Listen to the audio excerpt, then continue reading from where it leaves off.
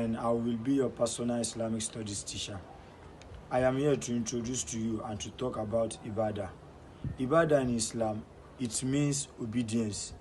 Ibadah, it also means worship, devotion, and submission to God. The Arabic word Ibadah, it is derived from the word abd, which means slave or a full-time servant. All actions done by a slave or a servant to please his or her master, they can be regarded as Ibadah. In other words, all actions or deeds performed or done for the sake of Allah, they are considered Ibadah. The importance of Ibadah can be understood in the following verse of Quran 51 verse 36, where Allah subhanahu wa ta'ala, where he said, I did not create jinns and mankind for nothing except for them to worship me, Allah. So therefore, al-ibadah, it is a term which comprises of everything Allah is pleased with from outward and inner sayings, such as rituals, good deeds, and so on and so forth. For every ibadah done by a human being or by a servant, he or she would be rewarded for it. My next colleague, he would take it from here to explain to you the first concept of ibadah. My name is Sali Basit Alabi, and I'll be your personal teacher for Islamic studies.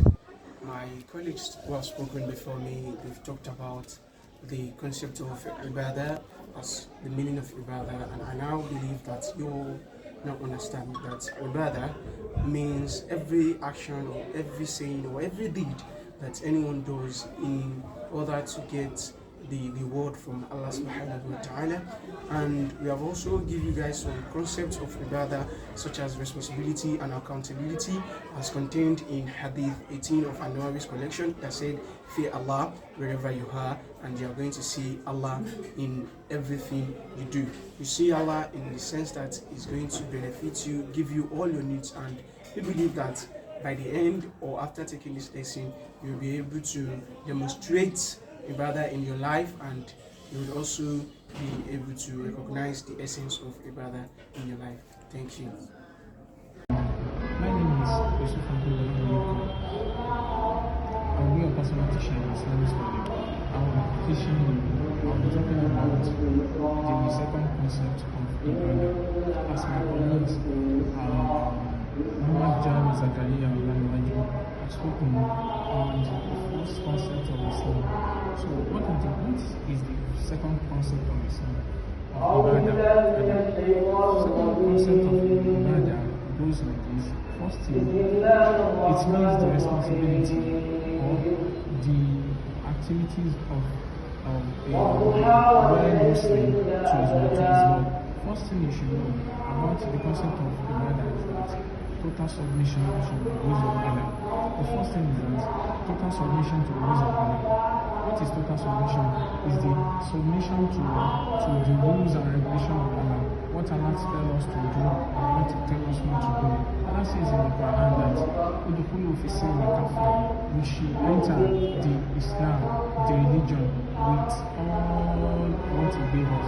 This means that we should submit all what we have to the rules of Allah. Then the second one is what? To respond to the commands and what Allah's commands us to do. Like all what He prohibits for us not to do, we should stay active from it. All what He commands us to do, we should stick to it and what about to it. So these are the concept of ibadah. Thank you. Good day, everyone. My name is Zakaria Jami Olarewaju. I'll be a personal teacher for Islamic studies. My colleague who has spoken before me talked about the introduction to Al-Ibadah. So I believe you all understand the meaning of Al-Ibadah, which means submission and devotion and obedience to Almighty Allah subhanahu wa ta'ala. But today, we are going to talk about the first concept of Al-Ibadah, which means to follow the legislated, to follow what Almighty Allah subhanahu wa ta'ala has legislated, and the messenger, Prophet Muhammad sallallahu alaihi wasallam, his tradition, to follow his tradition, his command, his prohibition in halal and haram.